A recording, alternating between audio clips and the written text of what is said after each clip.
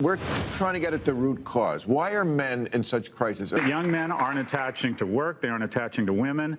They aren't attaching to schools. We are producing too many of the most dangerous person in society. The world we live in today tries very, very hard to refuse a man his natural instincts as a man. Women get more scholarships than men.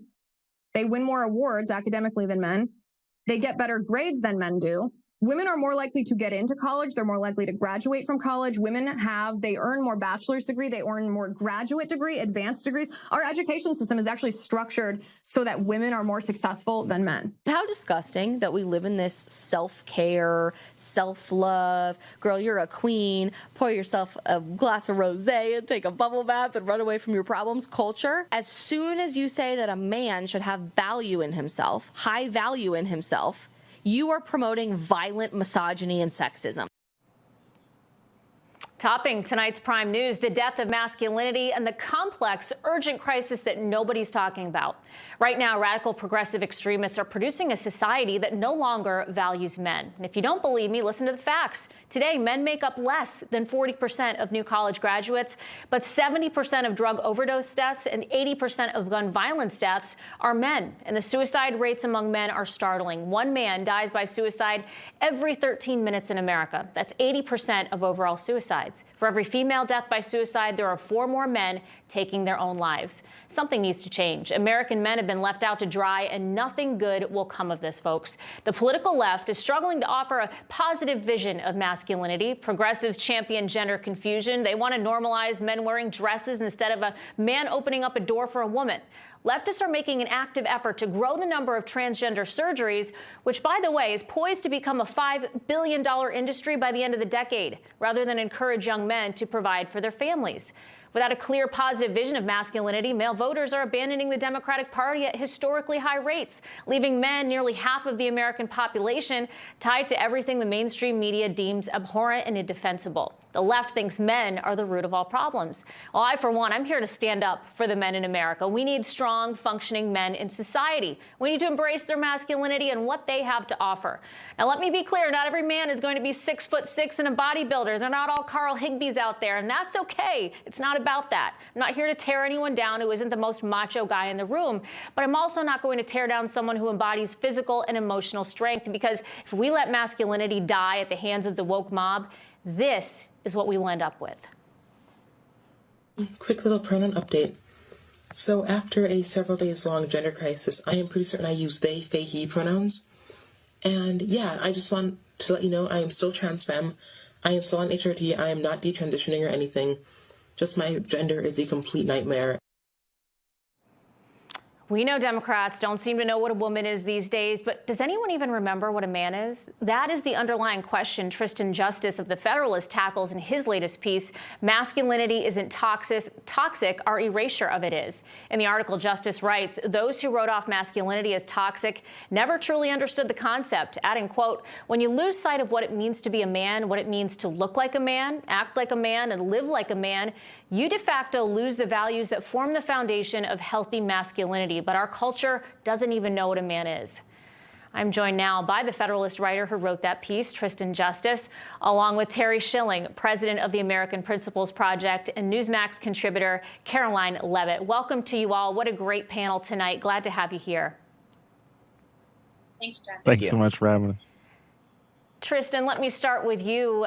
You wrote this piece, and I'm sure there are a lot of people confused, a lot of people on the left, rather, confused right now that a gay man wrote an article about losing sight of what it means to be a man and how the left has lost their minds by deconstructing the foundation of healthy masculinity. Why was it important to you to write this article, and what do you hope people will take away from this message? Well, I wrote the article, the idea came last week when I was just thinking through these issues of, wow, I can't even remember the last time that I've even talked about what it means to be a man and how masculinity drives that forward. When I saw images of Sam Smith's transitioning, I just realized, how unhealthy our entire culture is. And I think it's really linked to the erasure of the differences between men and women. And we've kind of lost sight of what it means to be a man in our culture today. Those images of Sam Smith becoming someone who's non-binary, who doesn't identify with one sex or another. I think we're just breeding an entire generation of confused people who don't even know what a man is. And I think that spells some pretty major implications moving forward. Yeah, the left seems to have this growing obsession with canceling gender. And, you know, Terry, you're a father of, is it 6 now? 6 kids, that's 6? right. 6. And, you know, you're a great father. You're a family man from just a little bit I've gathered in knowing you the last couple of years. And sadly, though, you look at this country and 1 in 4 children in America, they live without a father in the home. And that's according to the U.S. Census Bureau. What kind of impact is that having on young boys growing up to become men? And what needs to change? What needs to happen, Terry, to change that absence of fathers that we're seeing?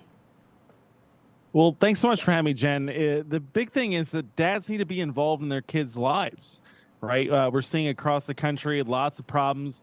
We're seeing an increase in crime. We're seeing a decrease in educational attainment and career, and you know, reaching careers and making money. This is all a nightmare, and it's because fathers aren't involved in their kids' lives. We're not actually showing our kids what it means to be masculine, and that's the real nightmare.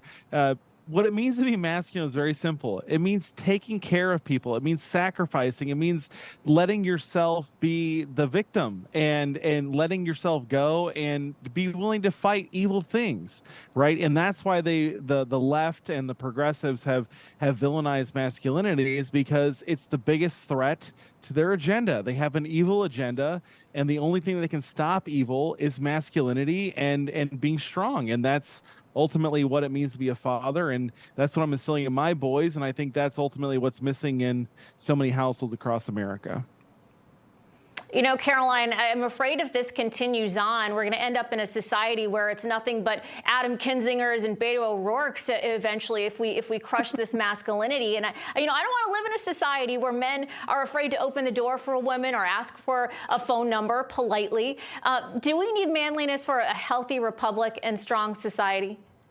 Of course we do. And I'd like to applaud Tristan for speaking truth to power on this issue. Your article was very well written and enlightening. And if anyone hasn't read it, I would encourage them to. But as a young, unmarried woman, this issue is deeply personal to me, not just for personal dating reasons, but also because I see the constant cultural pressure on women my age to hate men, to despise strong men in their lives, whether it's their own fathers or men that they should be embracing and dating. Women are taught, again, to hate men, and they are taught not to be mothers and to embrace our feminine roles, our traditional feminine roles in society. So if we don't stop this now, we're going to have really serious implications in the future, a national security crisis.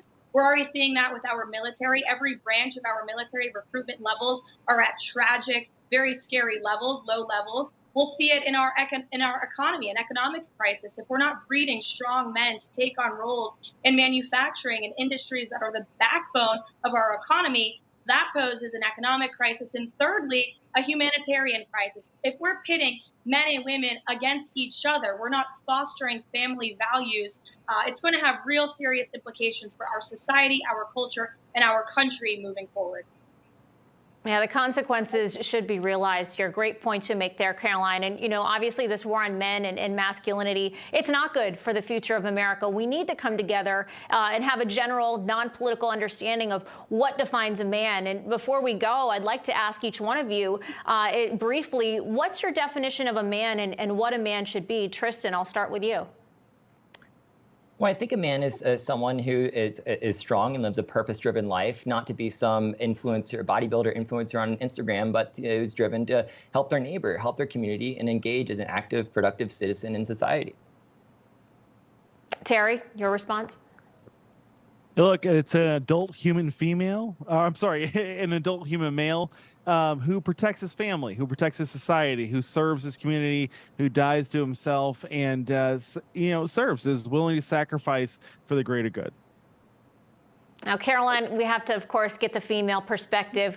What is a man, and what does a woman want to see in a man? I love the question. It's crazy we even have to talk about this on a news segment, but a man is someone who stands up for his family, provides for those that he loves, and contributes to his community. I read in Tristan's article, great example, helping an elderly woman with her groceries, helping a neighbor or a friend, putting yourself before are putting others before yourself. That's the definition of a man. I'm proud to have so many strong men in my life, 2 older brothers, a great father. We love men, we need men. And as women, Jen, we should not be afraid to say that. Amen to that. Tristan, Terry, and Caroline, what a great panel tonight. Thank you all for being brave enough to have this conversation that somehow in society today is now considered taboo. I'm sure liberal Twitter is blowing up right now. Appreciate having y'all here. Thank you. Hey guys, it's Rob Carson. Your retirement funds are being threatened with even more losses from record inflation, recession, and skyrocketing interest rates. Fortunately, the highly trained specialists at American Hartford Gold can show you how to protect your savings and retirement accounts by diversifying your portfolio with physical gold and silver. If you call them right now as a special offer, they will give you a free gold coin on your first qualifying order, so don't wait. Call 866-935-4309. That's 866-935-4309, or text Newsmax to 65532. That's Newsmax to 65532.